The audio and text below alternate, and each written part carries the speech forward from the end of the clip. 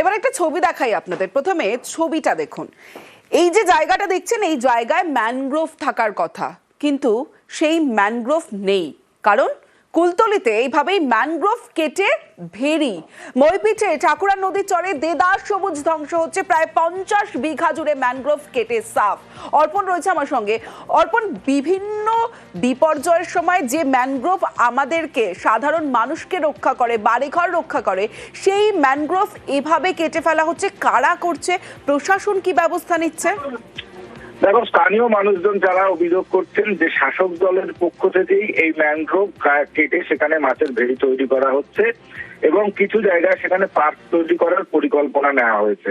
এবং স্থানীয় প্রশাসনের পক্ষ থেকে যেখানে নজরদারি রাখার কথা সেখানে কেন নজরদারি নেই তা নিয়ে যেমন প্রশ্ন রয়েছে, তেমনই কিন্তু যারা বিরোধী রয়েছে তারা কিন্তু শাসক দলের বিরুদ্ধে আঙুল তুলেছে।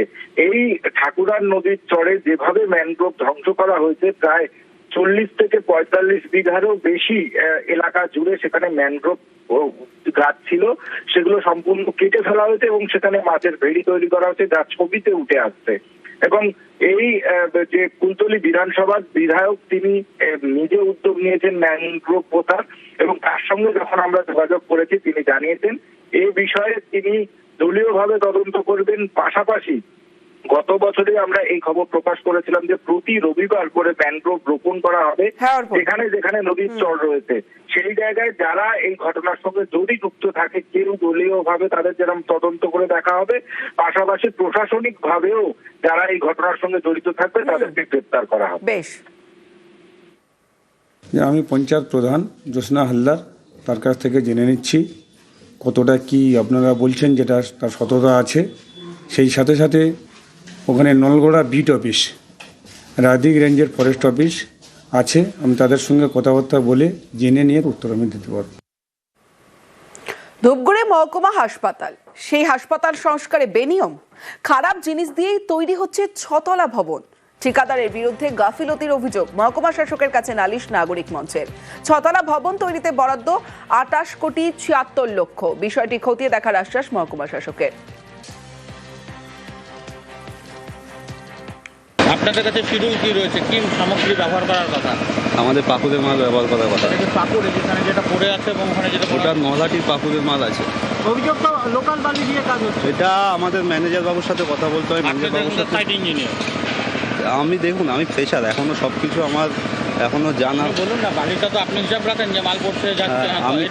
আমি শুধু কোয়ান্টিটি হিসাবটা রাখি। হ্যাঁ, এটা কোথা থেকে আসছে আপনি জানবেন না? ওটা তো আমাদের সিনিয়র আছে, সেই খোঁজ খবর রাখে। নাগরিক মঞ্চ বলে গেছে, তো আমরা দেখছি এটা সিএমওএইচকে অবশ্যই আমরা জানাবো। পিআইএ আমি নয়, তো আমাকে দেখতে হবে হুইজ দি এক্সিকিউটিং এজেন্সি। এটা নিশ্চয়ই সিএমওএইচ সাহেবের এন্ড থেকেই হয়েছে, তো আমি অবশ্যই ওনাকে জানাবো।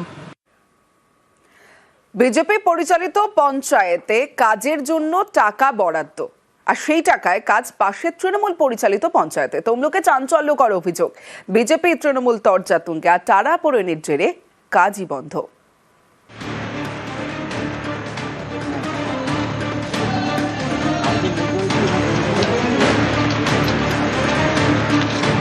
পূর্ব মেদিনীপুরের তমলুকে উত্তর সোনামুই গ্রাম পঞ্চায়েত, বিজেপি পরিচালিত পঞ্চায়েত, পাশেই তৃণমূল পরিচালিত পদমপুর 2 গ্রাম পঞ্চায়েত।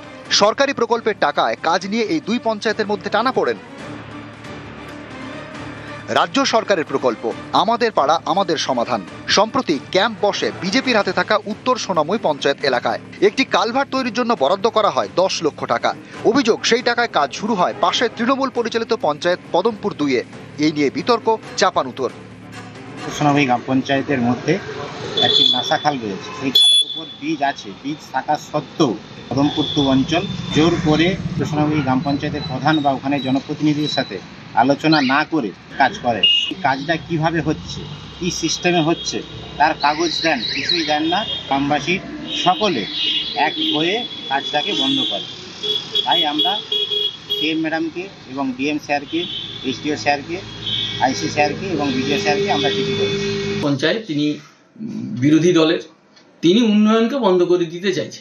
পুরনো কালভার্ট যেটাকে ভেঙে বিতর্ক তৈরি হয়েছে, যে ওই কালভার্টটা কিন্তু দীর্ঘদিনের, স্বাভাবিক কারণে ওই কালভার্টটি সংস্কার করার প্রয়োজন ছিল। সেই কারণে তারা আমাদের পাড়া আমাদের সমাধান কর্মসূচিতে ওই প্রকল্পটি গ্রহণ করেছে। এবং সেই টাকা টেন্ডার হওয়ার পরে এজেন্সি কাজ করতে গেছে, কাজ করার পরে 3-4 দিন পরে এসে বাধা দেওয়া হয়েছে। বিডিও সাহেব ডেকেছিলেন, সেখানে প্রধান সাহেব গ্রামবাসীকে না নিয়ে গিয়ে একা গেছেন, সেখানে গিয়ে বলছেন যে গ্রামবাসী যদি না মানে আমি মানতে পারবো, এই বলে উনি সভা ত্যাগ করে চলে আসেন। সরকারি টাকায় কাজ নিয়ে দুই পঞ্চায়েতের মধ্যে টানাপোড়েন, যার জেরে বন্ধ হয়ে গিয়েছে কালভার্ট তৈরির কাজ। পদমপুর 2 অঞ্চলের কাগেছিয়া মৌজার যে কাজটা হচ্ছে ভান্ডারবিড়ের উপরে কাজ হচ্ছে। এটা হচ্ছে যে ভান্ডারবিড়া গ্রামবাসীগণ এসে ওনাদেরকে বাধা দেয় এবং পরপর 3 দিন ধরে বাধা দেওয়ার পরেও পুলিশ প্রশাসনের সহযোগিতায় কাজ করছিল। তারপর যখন সমস্ত গ্রামবাসী এসে বাধা দেয় এবং তারপরে কাজ বন্ধ করেন ওনারা। মুখ্যমন্ত্রীর হচ্ছে যে দ্বারস্থ হয়েছি এবং প্রশাসনের দ্বারস্থ হয়েছি। আমরা চাচ্ছি যাতে কাজটা বন্ধ থাকে, সঠিকভাবে হচ্ছে যে তদন্ত হয়। তমলুক থেকে ক্যামেরায় সর্বানন্দ মিশ্রর সঙ্গে সুজিত ভৌমিক, নিউজ 18 বাংলা।